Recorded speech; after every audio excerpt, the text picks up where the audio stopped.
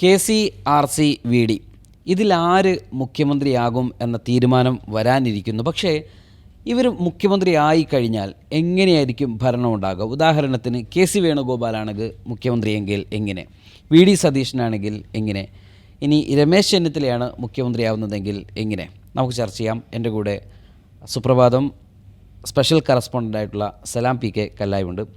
സാറി പറഞ്ഞ പോലെ ഒരു ജനറേഷൻ്റെ ഒരു പ്രശ്നം ഇതിന് VD സതീശന് വേണ്ടി വാദിക്കുന്നത്, ജെൻസി പിള്ളേരെല്ലാം VD സതീശന് വേണ്ടി വാദിച്ചുകൊണ്ടിരിക്കുകയാണ്. KC വേണുഗോപാൽ എന്ന് പറയുന്നത് ഹൈക്കമാൻഡ് എന്ന് പറയുന്നൊരു ഒരു കമാൻഡിങ് പവർ, അല്ലെങ്കിൽ ഇന്ത്യയിലെ മറ്റ് സംസ്ഥാനങ്ങളുമൊക്കെ ആയിട്ടുള്ള ബന്ധം, പരിചയം, നാഷണൽ ലീഡേഴ്സ് എന്ന ഒരു പരിവേഷം. രമേശ് ചെന്നിത്തല എന്ന് പറയുന്ന ഒരു പാരമ്പര്യത്തിൻ്റെ ഒരു വക്താവ്, സമവാക്യങ്ങളുടെ, മുന്നണി ബന്ധങ്ങളുടെ, സാമുദായിക ബന്ധങ്ങളുടെ ഒരു വക്താവ്.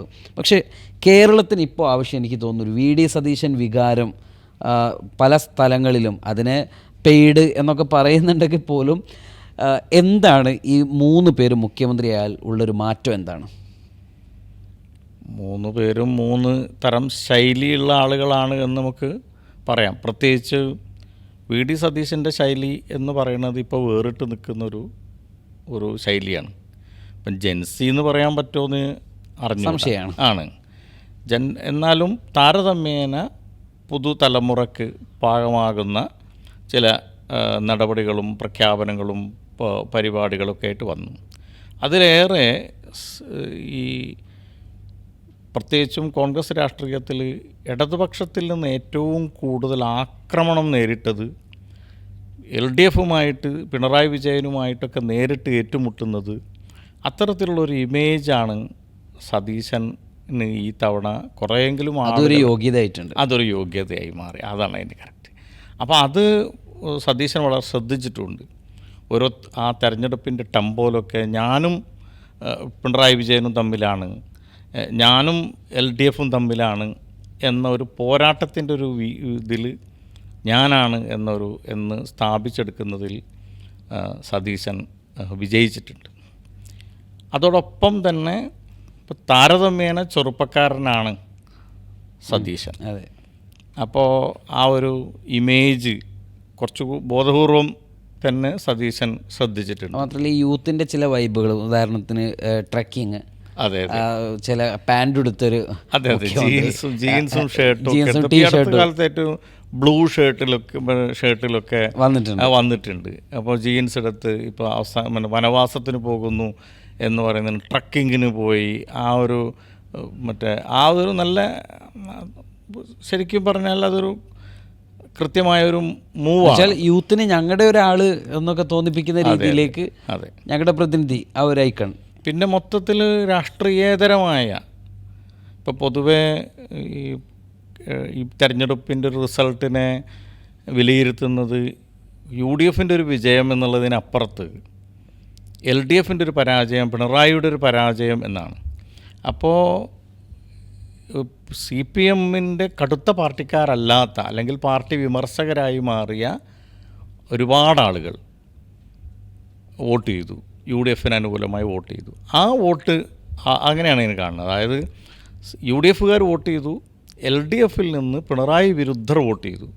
ആ പിണറായി വിരുദ്ധരെല്ലാവരും VD സതീശനെ മുന്നിൽ കണ്ടിട്ടാണ് വോട്ട്. ഞാൻ ഈ അടുത്ത് കവിയും എഴുത്തുകാരനുമായിട്ട് L തോമസ് കുട്ടീൻ്റെ ഒരു ഫേസ്ബുക്ക് പോസ്റ്റ് ഉണ്ട്. കോൺഗ്രസ്സുകാർ വോട്ട് ചെയ്തിട്ട് മാത്രമല്ല UDF ജയിച്ചത് എന്ന് ഓർക്കണം എന്ന് പറഞ്ഞു. അപ്പോൾ ഞങ്ങളും കൂടി വോട്ട് ചെയ്തിട്ടാണ് എന്ന് പറഞ്ഞു. അപ്പോൾ കോൺഗ്രസ് അല്ലാത്ത ആൾക്കാർ. അപ്പോൾ അത്തരം ആളുകൾ ഈ സാംസ്കാരിക മേഖലയിലുള്ള എഴുത്തുകാരുടെ മേഖലയിൽ, വായനയുടെ മേഖലയിൽ, അങ്ങനെ സാംസ്കാരിക മേഖലയിൽ, അങ്ങനെ ഒരു സാധാരണ ഒരു ആൾക്കാർക്ക് ഇല്ലാത്ത ചില കാര്യങ്ങൾ മുന്നോട്ട് വെക്കാൻ സതീശൻ ശ്രദ്ധിച്ചിട്ടുണ്ട്. അപ്പോൾ അത് ഈ അടുത്ത കാലത്ത് ചെന്നിത്തലയൊക്കെ അത്യാവശ്യം വായിക്കുകയും എഴുതുകയൊക്കെ ചെയ്യുന്ന ആൾ തന്നെയാണ്. പക്ഷേ ചെന്നിത്തലയ്ക്ക് അത്തരത്തിലുള്ളൊരു ഇമേജ് ഉണ്ടാക്കിയെടുക്കാൻ സാധിച്ചിട്ടുണ്ടായിരുന്നില്ല. പക്ഷേ ഈ അടുത്ത കാലത്ത് എനിക്ക് തോന്നുന്നു ചെന്നിത്തലയുടെ ഒരു നോവൽ ഇറങ്ങിയെന്നാണ്. അപ്പോൾ അതൊക്കെ പല തരത്തിൽ ഏതായാലും ഒരു നല്ലൊരു മത്സരം. നമ്മളിപ്പോൾ പറയുമ്പം KC വേണുഗോപാലിൻ്റെ ഒരു കാര്യത്തിൽ അതിലാണല്ലോ ഇപ്പോൾ തർക്കം നിൽക്കുന്നത്. ഇപ്പോൾ മത്സരിക്കാൻ MP-മാരും വേണ്ടാന്ന് ഹൈക്കമാൻഡ് പറയുന്നു. പിന്നീട് വിജയമൊക്കെ വന്നതിന് ശേഷം ഇപ്പോൾ അരമനയിൽ പറഞ്ഞു കേൾക്കുന്ന ഒരു അങ്ങാടിപ്പാട്ടുണ്ട്. KC ഓരോ കോൺഗ്രസ് സ്ഥാനാർത്ഥിക്കും ഒരു നല്ല ഫണ്ട് കൊടുത്തിട്ടുണ്ട്. ഒരു അരമനയിൽ ഒരു അങ്ങാടിപ്പാട്ടാണ്. ഇനിയിപ്പോൾ KC അത്തരം കാര്യങ്ങളൊക്കെ വച്ച് അവകാശവാദം ഉന്നയിക്കുമ്പോൾ പോലും KCയുടെ ഒരു ഭരണം എങ്ങനെയുണ്ടാവും? നമ്മുടെ ചർച്ച ചെയ്താണല്ലോ. KC ഭരിച്ചാൽ ഇപ്പോൾ VD സതീശനെ കുറിച്ച് നമ്മൾ പറയുമ്പോൾ വാഹനങ്ങൾ റീമോഡൽ മാറ്റാം, അല്ലെങ്കിൽ അതിൻ്റെ മോഡലൊക്കെ മാറ്റാം. അപ്പോൾ പിള്ളേരെ സംബന്ധിച്ചിടത്തോളം അതൊരു ഓക്കെയാണ്. പിന്നെ ഡൽഹിയിലേക്ക് ഹൈക്കമാൻഡിൽ ചർച്ചയ്ക്ക് പോകുന്ന സമയത്തും വിമാനത്തിൻ്റെ സൈഡിൽ ഇരുന്ന് പുസ്തകം വായിക്കുന്ന VD സതീശൻ, അതൊക്കെ ആ ഒരു തലത്തിലേക്ക്. ഇനി KC എന്ന് പറയുന്നത് ഒരു ഹൈ കമാൻഡർ, അയാൾ പറഞ്ഞിറങ്ങുകയാണ്. ഇപ്പോൾ പ്രൈവറ്റ് ജെറ്റിൽ ഇതാ വരാൻ പോകുന്നു, തീരുമാനം ഇന്നോ നാളെ വരും എന്നിങ്ങനെ പറയുമ്പോൾ ഈ KC മുഖ്യമന്ത്രി ആയാൽ ആ ഒരു KCയുടെ ഒരു ഭരണം എങ്ങനെയുണ്ട്? അപ്പോൾ ഉമ്മൻചാണ്ടി ഒരു ഇതായിരുന്നു, കാർക്കശ്യക്കാരനായിട്ടുള്ള, ഒട്ടും ചിരിക്കാത്ത, വിട്ടുവീഴ്ചയില്ലാത്തൊരു മുഖ്യമന്ത്രിയായിരുന്നു മുൻ മുഖ്യമന്ത്രി പിണറായി വിജയൻ. ഉമ്മൻചാണ്ടി കുറേ കൂടി സരസനും രസികനും എന്ന നയതന്ത്രജ്ഞനൊക്കെ ആയിരുന്നു. KCയെ നമ്മളെങ്ങനെ പറയും? ഇനിയിപ്പോൾ VD സതീശനെ നമുക്ക് ഇങ്ങനെ പറയാം, യൂത്തിൻ്റെ നമ്മുടെ ആൾ എന്നൊക്കെ പറയാം. പക്ഷേ KCയെ നമ്മളെങ്ങനെ പറയും? KC ഇപ്പോൾ ഈ അടുത്ത കാലത്ത് കോൺഗ്രസ് രാഷ്ട്രീയത്തിലെ ഏറ്റവും ശക്തനായ പാർട്ടി സംഘടനാകാര്യ ജനറൽ സെക്രട്ടറി എന്ന് പറയുന്നത് പാർട്ടിയിലെ ഏറ്റവും ഉന്നതമായ ഒരു തസ്തികയാണ്. പ്രസിഡൻറ്റ്, ഏറ്റവും പവർഫുള്ളായിട്ടുള്ള ആൾ പ്രസിഡൻ്റാണ് കോൺഗ്രസ്സിൽ. അത് കഴിഞ്ഞാൽ പിന്നെയുള്ള ആൾ പാർട്ടി ജനറൽ സെക്രട്ടറി, സംഘടനാകാര്യ ജനറൽ സെക്രട്ടറി. ആ സംഘടനാകാര്യ ജനറൽ സെക്രട്ടറി എന്നുള്ള ചുമതലയിൽ KC കുറേ വർഷങ്ങളായി ഇപ്പോൾ ഉണ്ട്. ഖാർഗെക്ക് മുമ്പുണ്ടായിരുന്നു, ഖാർഗെ വന്നപ്പോഴും. അപ്പോൾ അത് പിന്നെ രാഹുൽ ഗാന്ധിയുടെ തൊട്ടടുത്ത ആൾ. അപ്പോൾ അത് KCക്ക് എല്ലാ സ്ഥലത്തും, ദേശീയ തലത്തിൽ തന്നെ എല്ലാ സ്ഥലത്തും ഇടപെടാനുള്ള വലിയ ശേഷിയും അവകാശവും കൊടുത്തിട്ടുണ്ട്. പാർലമെൻറ്റിൽ തന്നെ ഒട്ടേറെ വിഷയങ്ങളിൽ സംസാരിക്കുന്ന ഒരാൾ കൂടിയാണ്. ഒരുപാട് സമയം KCക്ക് അനുവദിക്കുകയും കിട്ടുകയും ചെയ്യുന്നുണ്ട്. ഇപ്പോൾ നേരത്തെ ഉണ്ടായിരുന്ന ശശി തരൂരൊക്കെ ഉപയോഗിച്ചിരുന്ന സമയം ഒക്കെ ഉപയോഗിച്ച് ഇപ്പോൾ ആ ഒരു പൊളിറ്റിക്കൽ ദേശീയ രാഷ്ട്രീയത്തിൽ തന്നെ ഒരു വലിയ ഫിഗറായി പ്രധാനപ്പെട്ട കാര്യങ്ങൾ സംസാരിക്കുന്ന ഒരാളായിട്ട് KC വന്നു.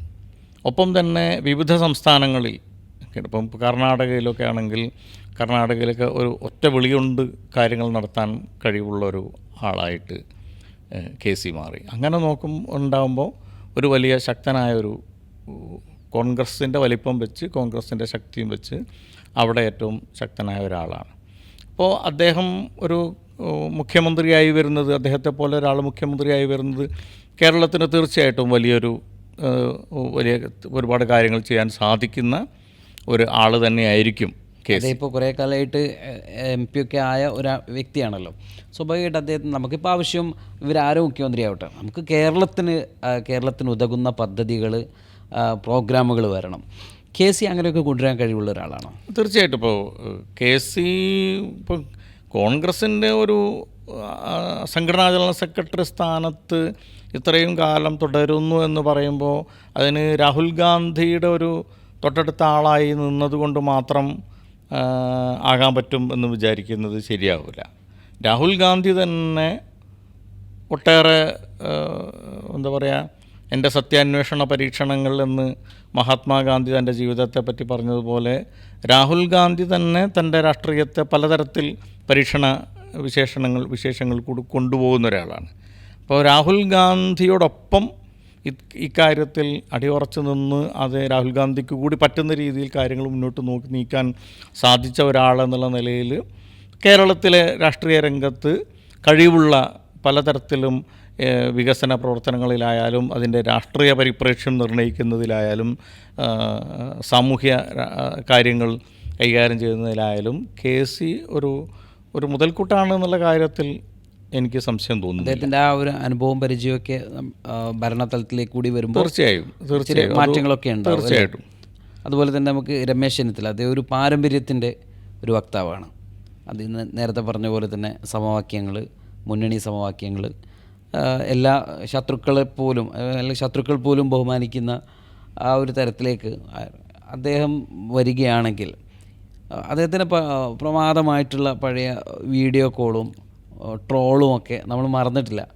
പക്ഷേ അതൊരു ആസൂത്രണത്തിൻ്റെ ഒരു പിഴവ്, അല്ലെങ്കിൽ നല്ലൊരു ടീം പിറകിലില്ലാത്തതിൻ്റെ ഒരു പോരായ്മകളൊക്കെ നമ്മൾ കണ്ടതാണ്. ഈ നേരത്തെ ആഭ്യന്തരമന്ത്രിയായിരുന്നു, മുൻപും മന്ത്രി പരിചയങ്ങളുണ്ട്, MLA ആണ്, ആൾക്കൂട്ടത്തിനിടയിൽ ജീവിക്കുന്ന ആളാണ്, കേരളത്തിൻ്റെ ഇപ്പോഴത്തെ അവസ്ഥയിൽ ഒരു സീനിയർ കൂടിയാണ്. ഇദ്ദേഹം ഈ മന്ത്രിസ്ഥാനത്തേക്ക് വന്നാൽ എങ്ങനെയുണ്ടാകും? അല്ല, ഈ പറഞ്ഞതുപോലെയാണ് രമേശും നല്ലൊരു ലീഡർഷിപ്പ് ക്വാളിറ്റി ഉള്ളൊരു ആൾ തന്നെ. ഈ ലീഡർഷിപ്പ് എന്ന് പറയുമ്പോൾ വളരെ ചെറുപ്പത്തിൽ 26-ാമത്തെ വയസ്സിൽ മന്ത്രിയാകാൻ അവസരം കിട്ടിയ ഒരു ആൾ. അവിടെ നിന്ന് ഇങ്ങോട്ട് രമേശ് തിരിഞ്ഞു നോക്കേണ്ടി വന്നിട്ടില്ല. കോൺഗ്രസ് രാഷ്ട്രീയം പലതരത്തിൽ ജയാപജയങ്ങളുടെയും ഉത്ഥാന പതനങ്ങളുടെയൊക്കെ പല വഴികളിൽ സഞ്ചരിച്ചപ്പോഴും ഒരു നിശ്ചിത വോട്ടും നേടാനും ഇപ്പോൾ ഹരിപ്പാട് പോലെയുള്ള തന്നെ ഒരു മണ്ഡലത്തിൽ തൻ്റെ തുടർച്ചയായിട്ട് ഇപ്പോൾ സതീശനെ കൊണ്ട് പറഞ്ഞ പോലെ തന്നെ പറവൂരിൽ സതീശൻ എന്ന് പറഞ്ഞ പോലെ ഹരിപ്പാട് പലതരത്തിൽ മാറ്റങ്ങൾ പോയപ്പോഴൊക്കെ ചെന്നിത്തല ഒരു വിജയിക്കാൻ ആവശ്യമായ ഏത് മണ്ഡലത്തിൽ നിർത്തിയാലും ലോക്സഭയിലേക്കായാലും നിയമസഭയിലേക്കായാലും ഒക്കെ വിജയിക്കാൻ ആവശ്യമായ ഒരു ജനപിന്തുണയും അതിനുള്ളൊരു സ്കില്ലും ഉള്ള ഒരാളാണ്. മറ്റൊന്ന് പ്രധാനപ്പെട്ട ഒരു കാര്യമാണ് കേരളത്തെ സംബന്ധിച്ചിടത്തോളം വിവിധ പ്രത്യേകിച്ച് കോൺഗ്രസ് രാഷ്ട്രീയത്തെയും UDF രാഷ്ട്രീയത്തെക്കുറിച്ച്. UDF രാഷ്ട്രീയമൊന്നും ഒരു സംഘർഷത്തിൻ്റെ, സമുദായങ്ങളും സാമൂഹിക വിഭാഗങ്ങളും തമ്മിലുള്ള ഒരു സംഘർഷത്തിൻ്റെ ഒരു രാഷ്ട്രീയം UDFനില്ല. അതൊരു സമവായത്തിൻ്റെ രാഷ്ട്രീയമാണ്. അപ്പോൾ അതിൻ്റേതായ ഒരു ഇടനിലക്കാരൻ എന്നുള്ള നിലയിലുള്ള ഒരു താക്കോൽസ്ഥാനം ഇടക്കാലത്ത് ആ ഒരു താക്കോൽ സ്ഥാനമാണ് അദ്ദേഹത്തിൻ്റെ രാഷ്ട്രീയ ജീവിതത്തിൽ വന്നൊരു പക്ഷേ ഒരു കറ എന്ന് പറയാവുന്നത്. കാരണം അതൊരു വളരെ പ്രകടമായ ഒരു സംഗതിയായി മാറി. ചെന്നിത്തലയ്ക്ക് ഒരു അധികാരം കൊടുക്കണമെങ്കിൽ NSS ആവശ്യപ്പെട്ട് വാങ്ങി എന്ന് പറയുന്നത് അല്ലാതെ ഈ 26-ാമത്തെ വയസ്സിൽ കോൺഗ്രസ് രാഷ്ട്രീയത്തിൽ ഒരു KM കരുണാകരൻ്റെ വാത്സല്യത്തോടു കൂടി ഒരു മന്ത്രിയായി വന്ന് പിന്നീട് പാർലമെൻറ്റിലും നിയമസഭയിലും ഒക്കെ ഒരുപോലെ വന്നുകയും യൂത്ത് കോൺഗ്രസിൻ്റെയും KSUവിൻ്റെയും ഒക്കെ അഖിലേന്ത്യാ പ്രസിഡൻറ്റുമായിട്ട് വർക്ക് ചെയ്തിട്ടുള്ള ദേശീയ തലത്തിൽ തന്നെ പലതരത്തിലുള്ള പ്രവർത്തനങ്ങളിൽ ഏർപ്പെട്ടിട്ടുള്ള ഒരാളെന്നുള്ള നിലയിൽ അദ്ദേഹത്തിന് അങ്ങനെ ഒരവസ്ഥ വന്നു, ഒരു നിർഭാഗ്യവശാലെന്ന് പറയണം. എങ്കിലും അത് നമുക്ക് അനിവാര്യം തന്നെയാണ് കേരളത്തിൽ. തീർച്ചയായിട്ടും ചെന്നിത്തലയുടെ ഒരാളും എന്താ പറയുക, ആർക്കും അത്ര തള്ളിക്കളയുന്ന ഒരാളല്ല. നമ്മളിത് ചർച്ച ചെയ്യുമ്പോൾ തന്നെ ഈ സാമുദായിക സമവാക്യങ്ങളെക്കുറിച്ച് ചർച്ച ചെയ്യുമ്പം പുതിയ കാലഘട്ടത്തിലെ ആളുകൾക്ക് ഇപ്പോൾ VD സതീഷിനെ ഇഷ്ടപ്പെടുന്ന ആളുകൾ വെള്ളാപ്പള്ളിയോട് മൈൻഡ് ചെയ്യാതിരിക്കുക, സുകുമാരൻ നായരെ വില കൽപ്പിക്കാതിരിക്കുക, ആ വാക്കിൽ ചിലപ്പം ഞാൻ ആ പ്രയോഗത്തിൽ ചിലപ്പം അതിൻ്റെ ഏറ്റക്കുറച്ചിലുകളൊക്കെ പരിഹരിച്ചങ്ങ് പോവാം. അപ്പോൾ പുതിയ കാലഘട്ടത്തിലെ പിള്ളേർക്ക് ഇതൊന്നും താല്പര്യമില്ല. ഇപ്പോൾ അവരൊക്കെ അവിടെ ഇരിക്കട്ടെ, അല്ലെങ്കിൽ സമുദായ നേതാവിനെ കാണാൻ പോവാത്ത മന്ത്രി അല്ലെ പ്രതിപക്ഷ നേതാവ് അല്ലെങ്കിൽ രാഷ്ട്രീയക്കാരൻ, ഇത് ശരിക്കും സമുദായ നേതൃത്വം അല്ലെങ്കിൽ സമുദായങ്ങൾ എന്നതൊക്കെ കേരളത്തിൻ്റെ ഒരു പരിച്ഛേദമാണ്. അപ്പോൾ അതിനെ അവഗണിച്ചൊന്നും രാഷ്ട്രീയ പാർട്ടികൾക്ക് മുന്നോട്ട് പോകാനും കഴിയില്ല. പക്ഷെ അങ്ങനെ ഒരു സാഹചര്യം പുതിയ തലമുറയിൽ വളർന്നു വരുന്നുണ്ടോ? അത് ഇപ്പോൾ ഇടതുപക്ഷമാണ് ഈ ഒരു കാഴ്ചപ്പാട് മുമ്പ് വച്ചിരുന്നത്. സമുദായ സംഘടനകളുമായിട്ട് അകലം പാലിക്കുന്ന, പക്ഷേ അവർ രഹസ്യമായിട്ട് പോകാറുണ്ട്. അതെ, കാരണം അവർ മന്ത്രിസഭ നോക്കിയാൽ പോലും നമുക്കത് കാണാം. അവർ രഹസ്യമായിട്ട് മാത്രമല്ല, അവർ പരസ്യമായി തന്നെ പോയി. ഇപ്പം വെള്ളാപ്പള്ളി നടേശന് പിണറായി വിജയൻ നൽകിയ പിന്തുണ ഏറെക്കുറെ പറഞ്ഞാൽ ഒരു കുപ്രസിദ്ധി ആർജിച്ചു പോയി. അപ്പോൾ അതിപ്പോൾ പിന്നെ സുകുമാരൻ നായരുമായിട്ടായാലും അങ്ങനെ തന്നെ ബാക്കിയുള്ള സമുദായ നേതാക്കന്മാരുമൊക്കെ ആയിട്ട് LDF വളരെ പരസ്യമായി, CPM ലീഡർഷിപ്പ് വളരെ പരസ്യമായ ബന്ധമാണ്. നേരത്തെ വളരെ രഹസ്യമായിട്ട് മാത്രമായിരുന്നു, അരമനകളിൽ കയറുന്നു എന്നൊക്കെ പറയുന്നത് വളരെ പരിഹാസത്തോടു കൂടി ആളുകൾ സംസാരിക്കുന്നതായിരുന്നു. ആ അവസ്ഥയിൽ നിന്ന് LDFും CPM ലീഡർഷിപ്പും മാറി ഈ സമുദായങ്ങളെയും സമുദായ നേതാക്കന്മാരും ഒക്കെ ആയിട്ട് രഞ്ജിപ്പിൽ പോകുന്ന ഒരു അവസ്ഥ വന്നു. പക്ഷേ എന്നാലും പഴയ ഇടതുപക്ഷക്കാർ എന്നൊക്കെ പറയുന്ന വിപ്ലവകാരികളെന്നൊക്കെ പറയുന്ന ആൾക്കാർക്ക് ഇപ്പോഴും ഇഷ്ടം എന്തിലുണ്ട്? ഈ പറയുന്ന സമുദായ നേതാക്കന്മാരുടെയൊക്കെ അവരുടെയൊക്കെ സമ്മർദ്ദങ്ങൾക്ക് വഴങ്ങുന്ന ഒരു ആൾ അല്ലാതിരിക്കണമെന്ന് പറയുന്നത്. അപ്പോൾ ഇവിടെ ഒരു ഈ എസ്റ്റാബ്ലിഷ്മെൻറ്റുകളുടെ ഈ സമുദായം എന്നൊക്കെ പറയുന്ന സമുദായ നേതാക്കൾ എന്നൊക്കെ പറയുന്ന ചില വ്യവസ്ഥാപിത രൂപങ്ങളാണ്. ആ വ്യവസ്ഥാപിത രൂപങ്ങളുടെ പിന്നിൽ ഏറെക്കുറെ ഒരു നിക്ഷിപ്ത താല്പര്യം എന്ന് പറയുന്നതും ആളുകൾ കാണുന്നുണ്ട്. കാരണം അപ്പോൾ ഇവരെന്ത് ചെയ്തു? ഇപ്പോൾ വി.ഡി. സതീശനെ പരസ്യമായി എതിർത്തു ഇവരൊക്കെ. അപ്പോൾ ആ എതിർപ്പിനെ മറികടക്കാൻ പിന്നെ സതീശനും വേറെ വഴിയില്ലല്ലോ. സതീശൻ പിന്നെ അതിനെ പോരാടുക മാത്രമേ വഴിയുള്ളൂ എന്നൊരു സ്ഥിതി കൂടി വന്നു. പക്ഷേ സമുദായങ്ങളെ അവഗണിച്ചുകൊണ്ട് കേരളത്തിൽ മുന്നോട്ട് പോകുന്നില്ല. പ്രത്യേകിച്ച് UDF പോകാൻ സാധിക്കില്ല. LDF വരെ ഇത് സ്വീകരിച്ച സ്ഥിതിക്ക് UDF അങ്ങനെ സമുദായ നേതാക്കളെയും സമുദായ സംഘടനകളെയും നിരാകരിച്ച് അവരോട് നോ പറഞ്ഞ് പോകുന്നൊരു സാഹചര്യം UDF മുന്നോട്ട് കൊണ്ടുപോകാൻ കഴിയുമെന്ന് തോന്നുന്നില്ല. ഇപ്പം തിരഞ്ഞെടുപ്പിൻ്റെ ഒരു ആവേശത്തിൻ്റെ പരകോടിയിൽ നിൽക്കുകയായിരുന്നു UDF ഒക്കെ. ഇപ്പം ഒരു സ്ഥാനാർത്ഥിയുടെ നന്ദി പറയുന്ന ആ ഒരു ആഘോഷ പരിപാടികൾക്ക് പോലും ചെറിയ ഭയം കോൺഗ്രസ്സിനകത്തൊക്കെ ഉണ്ട് എന്ന് തോന്നുന്നുണ്ട്. കാരണം ഇപ്പം കഴിഞ്ഞ ദിവസം നമ്മുടെ നാദാപുരത്തെ കോൺഗ്രസിൻ്റെ സ്ഥാനാർത്ഥി അഭിജിത്തിനൊരു കല്യാണ വീട്ടിൽ വെച്ച് കുറച്ച് ആളുകൾ തടഞ്ഞു നിർത്തുകയും നിങ്ങളെന്തിനാണ് KCക്ക് വോട്ട് ചെയ്തത്, KCയെ പിന്തുണക്കാനാണോ നിങ്ങളെ ഞങ്ങൾ ജയിപ്പിച്ച് വിട്ടത് എന്നൊക്കെ ചോദിച്ചു എന്നൊക്കെ പറഞ്ഞ് വാട്സപ്പിലും സോഷ്യൽ മീഡിയയിലൊക്കെ ആ വീഡിയോ വന്നുകൊണ്ടിരിക്കുന്നുണ്ട്. അദ്ദേഹം എവിടെയും തൊടാതെ മറുപടി പറഞ്ഞ് എസ്കേപ്പ് ആവുന്നതൊക്കെ കാണുന്നുണ്ട്. അപ്പോൾ സ്വാഭാവികമായിട്ടും ഈ ഒരു ഭരണം നമ്മൾ ആരംഭിച്ചു കഴിഞ്ഞാൽ ഇനിയിപ്പോൾ മൂന്നിൽ ആരുമാവട്ടെ ഒരു first impression is the best impression എന്നൊക്കെ പറയുന്നത് പോലെ ആ ഒരു ബെസ്റ്റ് ഇംപ്രഷൻ നഷ്ടപ്പെട്ടോ UDF സംബന്ധിച്ചിടത്തോളം? അത് ഇപ്പോൾ പൊതുസമൂഹത്തിനിടയിൽ ആ ഒരു ഇംപ്രഷൻ നഷ്ടപ്പെട്ടിട്ടുണ്ട്.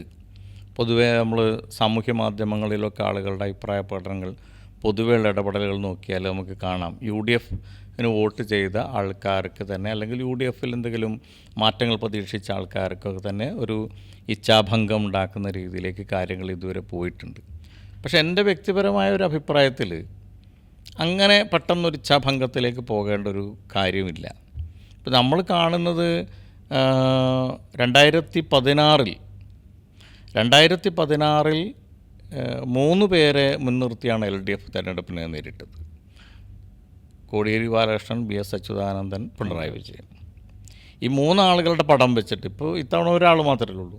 3 ആളുടെ പടം വെച്ച് തെരഞ്ഞെടുപ്പിനെ നേരിടുകയും തെരഞ്ഞെടുപ്പിൽ ഭൂരിപക്ഷം LDF എന്ന് വന്ന് പിറ്റേന്ന് തന്നെ യോഗം ചേർന്ന് പിണറായി വിജയനെ ലീഡറായിട്ട് തിരഞ്ഞെടുക്കുകയും ചെയ്തു. അത് പിണറായി വിജയൻ്റെ തന്നെ ഒരു ടാക്ടിക്സ് ആയിരുന്നു. അതിന് മുമ്പ് BS അച്യുതാനന്ദനെ മാറ്റി നിർത്തിയപ്പോൾ BS അച്യുതാനന്ദന് വേണ്ടി ജനങ്ങൾ ശബ്ദമുയർത്തി. പക്ഷേ BS അച്യുതാനന്ദന് അതിനുശേഷം 2006 VS സ്ഥാനാർത്ഥിത്വം നിഷേധിച്ചുവെങ്കിൽ 2011 2016 VS സീറ്റ് കിട്ടി. 2016 സീറ്റ് കൊടുത്തിട്ടാണ് മാറ്റി നിർത്തിയത്. അപ്പോൾ അധികാരത്തിലേക്ക് വന്നപ്പോഴേക്കും, അതായത് ഭൂരിപക്ഷം റിസൾട്ട് വന്നപ്പോഴേക്കും പിണറായി വിജയന് അതിൻ്റെ മേൽക്കൈ സ്ഥാപിക്കാൻ സാധിച്ചു. അത്തരമൊരു സാഹചര്യം കോൺഗ്രസ്സിൽ ഇല്ല. അങ്ങനെ ഒരാൾക്ക് മാത്രം മേൽക്കൈ സ്ഥാപിക്കാൻ സാധിച്ചിട്ടില്ല. അപ്പോൾ സ്വാഭാവികമായിട്ടും ഈ 3 ആളുകളുടെ ഇടയിൽ ഇപ്പം 3 ആളുകളാണ് ഉയർന്നു വന്നിരിക്കുന്നത്. അതിലിപ്പോൾ സത്യത്തിൽ KC നേരത്തെ ഞാനില്ല, എന്നെ ഇതിൽ കൂട്ടണ്ട എന്നൊക്കെ പ്രഖ്യാപിച്ച ഒരാളാണ്. പക്ഷേ ഇപ്പോൾ മാറിയ സാഹചര്യത്തിൽ KC കൂടി ഒരു മുഖ്യമന്ത്രി സ്ഥാനത്തേക്ക് വന്നതോടുകൂടി അപ്പോൾ ഒരു കാര്യങ്ങൾ ആലോചിക്കേണ്ട സ്ഥിതി വന്നു. MLA-മാരുടെ അഭിപ്രായം തേടേണ്ടി വന്നു, MP-മാരുടെ അഭിപ്രായം തേടേണ്ടി വരിക, ജനങ്ങളുടെ പൊതുവായ അഭിപ്രായങ്ങളൊക്കെ തേടി 1 ആഴ്ച സമയം 2 ആഴ്ച സമയം എടുത്തിട്ട് ഒരു മുഖ്യമന്ത്രിയെ തിരഞ്ഞെടുക്കുക. ഒരു മുഖ്യമന്ത്രി ആരാണ് മികച്ച ആൾ, ഇതിൽ നിന്ന് 3 ആളിൽ മികച്ച ആര് എന്ന് നമ്മൾ നേരത്തെ മുൻകൂട്ടി തീരുമാനിക്കണമെന്ന് എന്തിനാണ് വാശി? അങ്ങനെ ഒരു ജനാധിപത്യമല്ലേ? ആ ജനാധിപത്യത്തിൽ ആളുകളെ തിരഞ്ഞെടുത്തല്ലോ. ഇപ്പോൾ MLA-മാരെ തിരഞ്ഞെടുത്തു, പല MLA-മാരെ സ്ഥാനാർത്ഥികളായിരുന്നു. ഇവരിൽ നിന്ന് ആരാണ് നല്ലത് എന്ന് വോട്ടെടുത്ത് തീരുമാനിച്ചില്ലേ? ഇപ്പോൾ അമേരിക്കയിലും അതുപോലെ കാനഡയിലുമൊക്കെ പാർട്ടിക്കകത്താണ് വോട്ടെടുപ്പ് നടക്കുക. പാർട്ടിയുടെ സ്ഥാനാർത്ഥി ആരായിരിക്കണമെന്ന് തീരുമാനിക്കുന്നതിന് മുമ്പേ പാർട്ടിക്കകത്ത് വോട്ടെടുപ്പ് നടക്കും. ആ വോട്ടെടുപ്പിൽ ഏറ്റവും കൂടുതൽ വോട്ട് കിട്ടിയ ആളാണ് പാർട്ടിയുടെ പ്രസിഡൻറ്റ് അല്ലെങ്കിൽ വൈസ് പ്രസിഡൻറ്റ് സ്ഥാനാർത്ഥിയായി വരുന്നത്. ഇവിടെ MLA തിരഞ്ഞെടുക്കാൻ വോട്ടെടുപ്പ് നടത്തിയിട്ടാണല്ലോ ഇപ്പോൾ നമ്മൾ ആളെ തിരഞ്ഞെടുത്തത്. അതിനു മുമ്പ് സ്ഥാനാർത്ഥികൾ ആരായിരിക്കണം എന്നുള്ളതിന് പാർട്ടിക്കകത്ത് ചർച്ചകൾ നടന്നു. ഒരാളെ തിരഞ്ഞെടുത്തു, എന്നിട്ട് സ്ഥാനാർത്ഥിയെ നിർത്തി, എന്നിട്ട് ജനങ്ങൾ തിരഞ്ഞെടുത്ത ആൾക്കാരുടെ ഇടയിൽ നിന്ന് ആരാണ് മുഖ്യമന്ത്രിയാകേണ്ടത് എന്നത് ഒരു ചോദ്യം ഉണ്ടാകുമ്പോൾ ആ ചോദ്യത്തിന് മുമ്പിൽ 2-3 ആൾക്കാർ ഞാൻ തയ്യാറാണ് എന്ന് പറയുകയും ചെയ്യുമ്പോൾ അതിൽ കൊള്ളാവുന്ന ആരാണ് എന്ന് തീരുമാനിക്കുമ്പോൾ ഒരു അല്പസമയമെടുത്ത് തീരുമാനിച്ചാൽ എന്താണ് അതിനൊരു ജനാധിപത്യ വിരുദ്ധത ഇല്ല? അതിനകത്ത് ജനാധിപത്യത്തിൻ്റെ ഒരു സൗന്ദര്യം ഇല്ലേ? ഇനി അതൊന്നും വേണ്ട, 10 വർഷം പ്രതിപക്ഷത്തിരിക്കുകയാണ്. അവസാനത്തെ ഒരു 3 വർഷത്തിലെങ്കിലും ഇന്നയാളെ പ്രോജക്റ്റ് ചെയ്തിട്ട് നമ്മൾ തിരഞ്ഞെടുപ്പ് നേരിടാൻ പോകുന്നു എന്ന് പോട്ടെ, അവസാനത്തെ ഒരു വർഷമെങ്കിലും അങ്ങനെ ഒരു തീരുമാനത്തിലേക്ക് എത്താം. പക്ഷേ കോൺഗ്രസ് ആണത്. അല്ല, കോൺഗ്രസ്സിൽ പല ഘടകങ്ങൾ. ഒന്നാമത്തത് ഒരാളെ തീരുമാനിച്ചാൽ, അത് കോൺഗ്രസ്സിന് ഇവിടെ എന്നുള്ളത് മാത്രമല്ല, ഒരാളെ തീരുമാനിക്കുമ്പോൾ ഉണ്ടാകുന്ന പ്രശ്നം ആ തീരുമാനിക്കുന്ന ആളിൽ കേന്ദ്രീകരിക്കുകയാണ് മൊത്തം. അയാൾക്കെതിരായവരും അയാളുടെ സമുദായത്തിനെതിരായവരും അയാളുടെ മുൻകാല നടപടിക്കെതിരായവരും എല്ലാം പാർട്ടിക്കും സംഘടന മുന്നണിക്കും എതിരായി മാറും. പിന്നെ അങ്ങനെ ഉണ്ടല്ലോ. അപ്പോൾ അതുമാത്രമല്ല, എതിരാളികളും വല്ലാതെ കുഴങ്ങുന്നുണ്ട് ഈ 3-4 ആൾക്കാർ വരുമ്പോൾ. ഇപ്പോൾ കോൺഗ്രസ്സിന് ഇപ്പം ഇടതുപക്ഷം ഇപ്പോൾ ചെന്നിത്തലയായിരുന്നു മുന്നിൽ നിന്ന് വിചാരിക്കുക, എല്ലാ എതിർപ്പും ചെന്നിത്തലയ്ക്ക് നേരെ ആയിരിക്കും വരുന്നത്. ഇപ്പോൾ VD സതീശന് നേരെ വന്ന എല്ലാ ആരോപണങ്ങളും ഇതേ അളവിലല്ലെങ്കിൽ വേറെ അളവിൽ അത് തെളിയിക്കുന്നൊരു സംഭവമാണ്. 1ാം പിണറായി കാലത്ത് പ്രതിപക്ഷ നേതാവ് രമേശ് ചെന്നിത്തലയാണ്. അന്ന് അദ്ദേഹത്തെ ട്രോളിക്കൊണ്ടായിരുന്നു, അദ്ദേഹത്തിനൊന്നും അറിയാത്ത ആള്. അത് പിന്നെ പലതരത്തിൽ അദ്ദേഹത്തെ അവഹേളിക്കും നമ്മൾ.